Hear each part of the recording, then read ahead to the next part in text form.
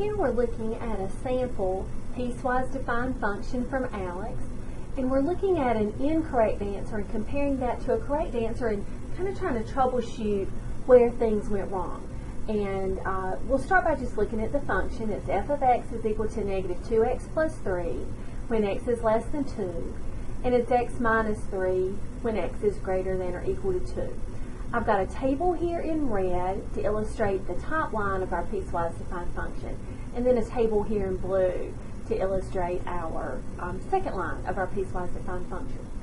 So this first part says x's that are less than 2.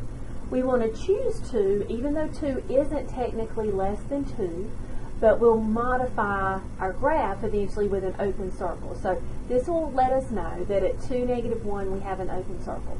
And then we picked some x values less than 2, as you can see here, and found the corresponding y values. Now, the reason that's an open circle, I just want to really kind of illustrate this. Here we're supposed to be choosing x's that are less than 2. So, not greater than, as I have there. It should be less than, but not equal to 2. So, here in our list, we have things that are less than 2. 2 is not less than 2, so we say, hey, we're not really counting this because we're going to put an open circle there. All right? Then for the second row, we're choosing x's that are greater than or equal to 2. So it's okay to be 2 here, so we choose 2, 3, 4, 5. We don't need an open circle because it's okay to be 2. Now, here's what the student had originally, and I just want to point something out to you.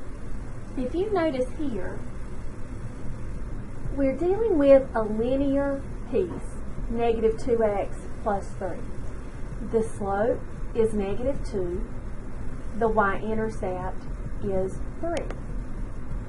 Well, look at this red. We have a y-intercept here at 3, down 2 over 1, down 2 over 1, down 2 over 1. This student has graphed negative 2x plus 3. But here's the problem. We're only supposed to graph this section when it's less than 2.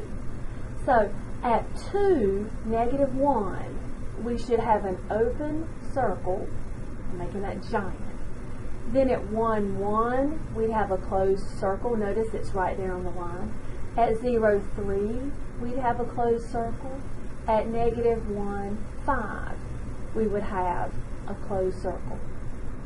So this should actually be a linear section. Sorry, my line is so squiggly. Pretend that's a line. We should have a linear section right there. Okay?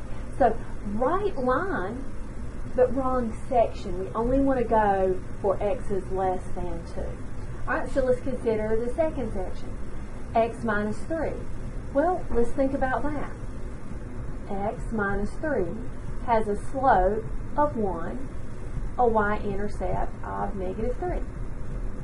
Again, look at the student. Exactly the right line. There's my y-intercept at negative 3. Up 1 over 1, up 1 over 1, up 1 over 1. This student has the right concept of x minus 3, but we can only graph this when x is greater than or equal to 2. So our first ordered pair on this graph would be at 2, negative 1. What that does is it fills in what was an open circle, now it's a closed circle. Then I've also got 3, 0. I have 4, 1, 5, 2, and of course this would just keep going on and on and on. We illustrate that by, it's a little better, still kind of squiggly, but we have a line segment. Well, it's not even a line segment, it's more like a ray because it has a definite beginning and goes on forever. So this is what the graph should have looked like. There's the correct version of the answer. Alex doesn't show the arrows on the end, but they are understood to be there when they go to the edge of the picture. So the student had the right locations, but they extended the areas beyond the domain. So when you're doing a piecewise defined function, pay careful attention to the domain section and don't cross that. Remember, a good old rule of thumb is your final answer should pass the vertical line test, and so here this does not pass the vertical line test. We would have, if you do a vertical line many locations where it would intersect more than once.